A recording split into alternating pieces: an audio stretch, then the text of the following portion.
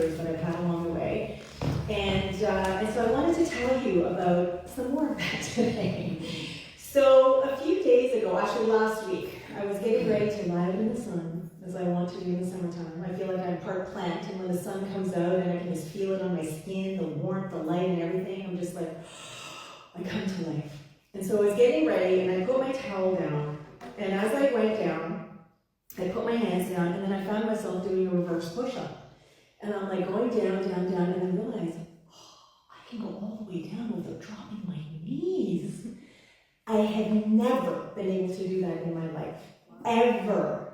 Okay, so that was one thing. I was so proud of it, and I was showing off a little bit to my husband and to my Pilates trainer, and I showed my trainer Gareth, and he's like, oh, well, that takes a lot for all the muscles to be working together and everything, you know, for the strength and the balance and whatever. So, yay me. All right, so a couple of days ago, I ate what I think was way too many almonds, and my eye just ballooned out like crazy. Like, I could feel it happening. And so I thought, okay, this feels like an allergic reaction, which I've never had to almonds, but it's a histamine thing, so I'm just going to take an antihistamine as I'm treating and knowing that I'm bigger and more powerful than this. And so our antihistamines were on this cabinet above our toilet. So I get up on the toilet and I just get up. I didn't have to like prop myself, and I'm like, whoa. And so I got the stuff, took it, and then I put it, and I'm like the other leg, and I'm like, just get up. Like, oh my God, this is amazing.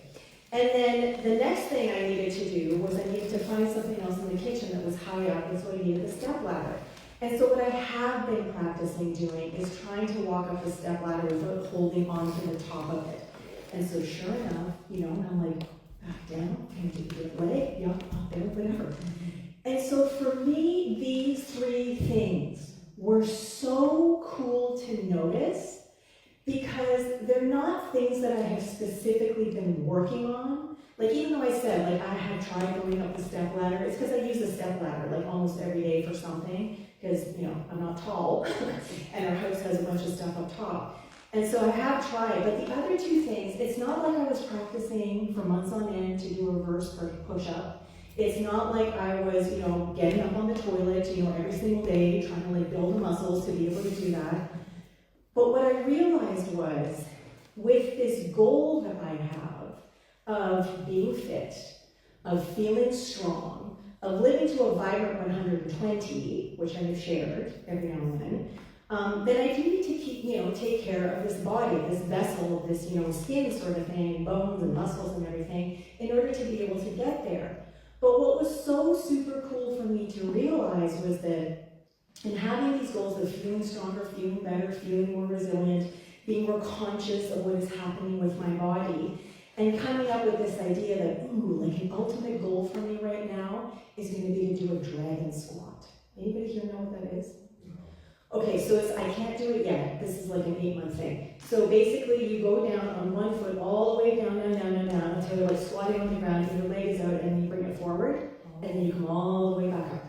Okay? So that is a super duper goal of mine. So I'm specifically training to be able to have the balance and the stamina and the muscles and all that kind of stuff to do that move. And because of me, not just that move that way, but you guys know my flu bogs, the platform shoes that I love, in those. Okay? So at some point in a few months, one of these days, I'm going to come here and I'm going to be a guide. You know? Anyway, so, but the thing was, the noticing along the way, and it kind of reminded me of, you know, I'm looking for confidence, I want confidence, and yet, what did you discover along, you know, the journey and sort of the looking for confidence? You discover that you get to love yourself, and that you can love yourself, and that you do love yourself right now, right? And so not only is this something that we can be aware of when we're doing physical fitness or physical training, it's something that we can also be aware of when we're engaging in mental fitness or on our spiritual journey of expansion and rediscovery of self. And so this correlation for me right now, because I'm so focused on this weight training and the Pilates so that I can move and be in balance and still keep like the graceful lines and everything, it's so similar. Like these ideas of, you know, when you practice something consistently every single day, you get better at it. And so when we practice lifting weights, we get stronger. We find more balance. Our muscles hold our bones in place so that we can go and we can walk and we can step up on a toilet and reach for an antihistamine when the eye is bulging out from eating too many almonds.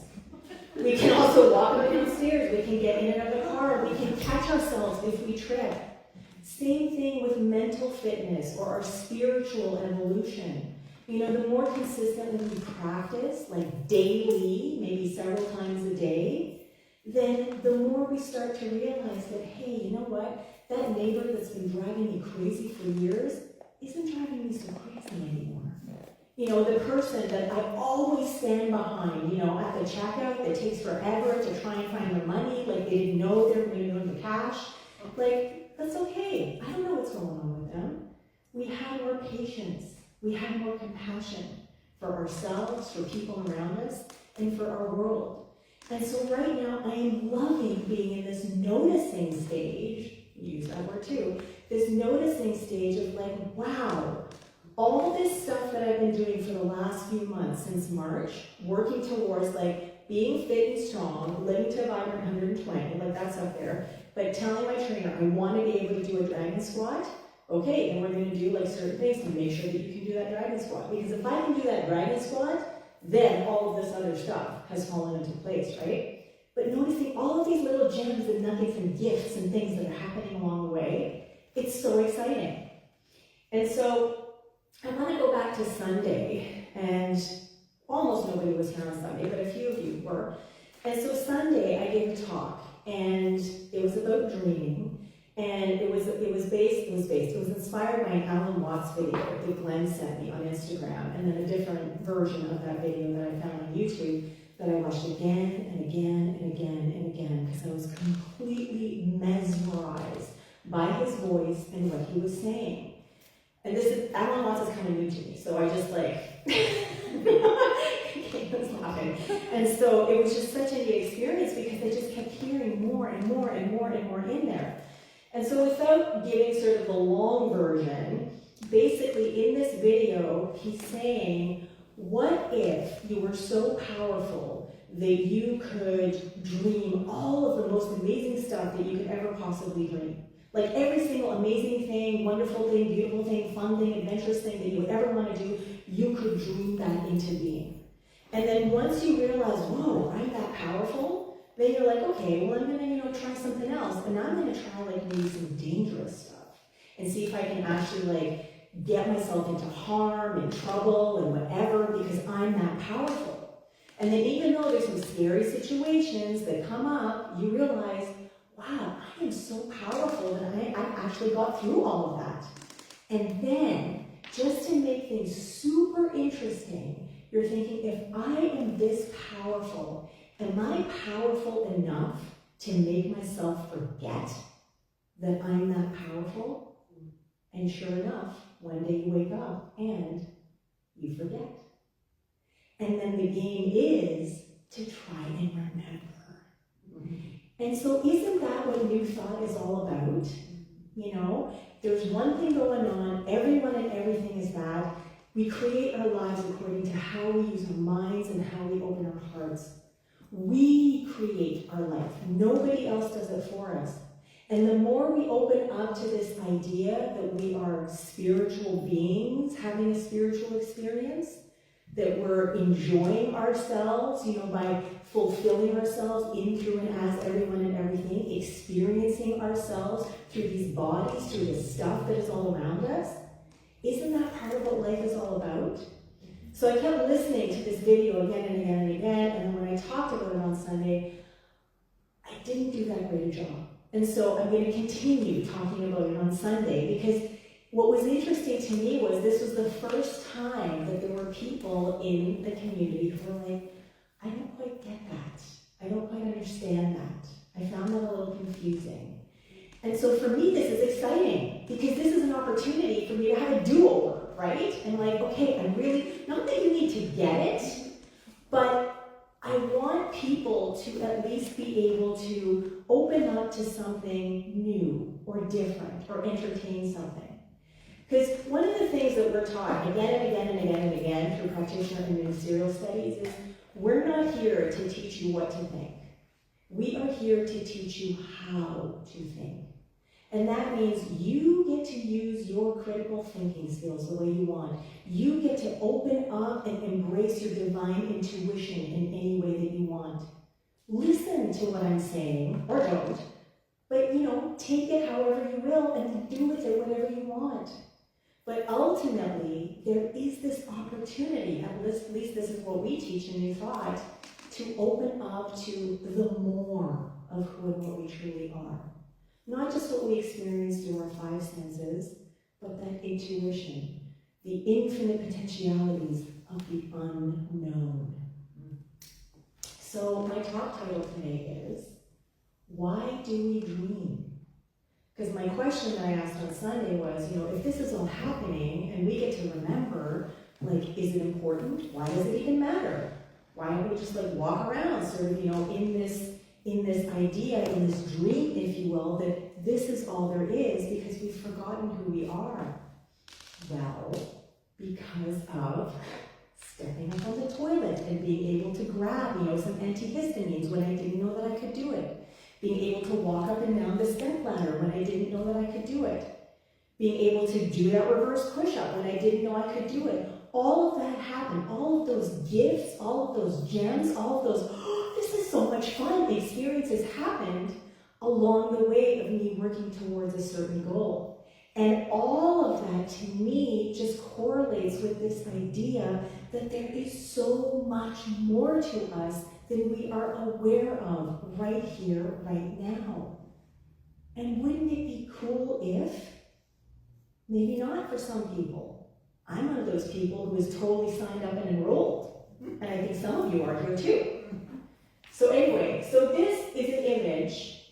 I don't know what you're seeing, but I actually flipped it upside down and flipped it horizontally because I wanted to see something different from what the image was, but I really like the idea of it's hard to tell what is sort of the main image, what is the background, or what is the thing that is the host came to mind. That's not what I want to say. What is the cause and what is the effect?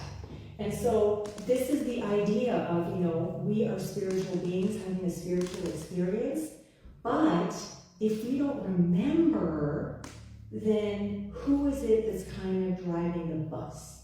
Who is it that's dreaming us into being? Is it us from everything that we have experienced up until now, everything we've thought up until now, the memories that we have?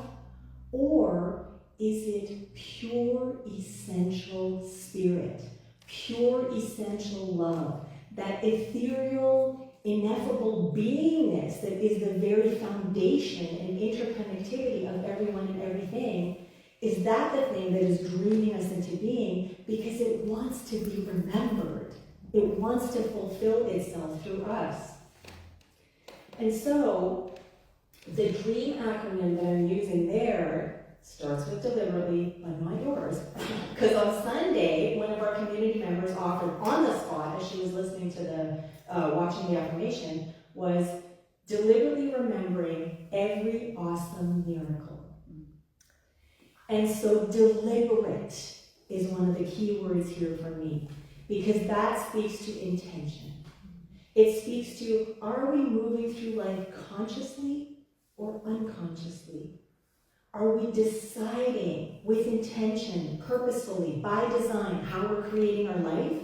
And if it's not turning out quite the way we're consciously thinking that it's supposed to be, are we then going, okay, maybe there's something that we need to dig into a little deeper in the subjective mind or in the subconscious that might be getting in the way? But ultimately, is there more? Is there more than just this? And if there is more, how do I open up to it? And so, we awaken in the dream, not just so that we can navigate the finiteness of life as infinite spirit, but so that we, as infinite spirit expressing, can consciously notice that we're remembering our true self into being. That's what I feel like we're doing. That's what I feel like I'm doing every day. And when I get little glimmers, when I get little nudges of intuition, or hey, It's me, the mental equivalent, the real me, the true me, the allness of me. That's so exciting. And sometimes it's big in a meditation or through a dream at night. And sometimes it's in a reverse push-up or walking up the step ladder or reaching for an antihistamine while standing on the toilet with one leg unsupported. It doesn't really matter. There's just the opportunity to remember every moment of every day. And we're always a choice to do so. Always. Nobody can do it for us. It's our journey to take. So the quote that I want to leave you with is, as you deliberately remember every awesome miracle of living, you more consciously affirm the infinite potentiality of your being. So now, I invite you to break them into some conscious conversation groups, and if you like, maybe come up with an acronym of your own for DREAM, and then we can share them when you guys come out of it. Okay? Thank you, and so it is.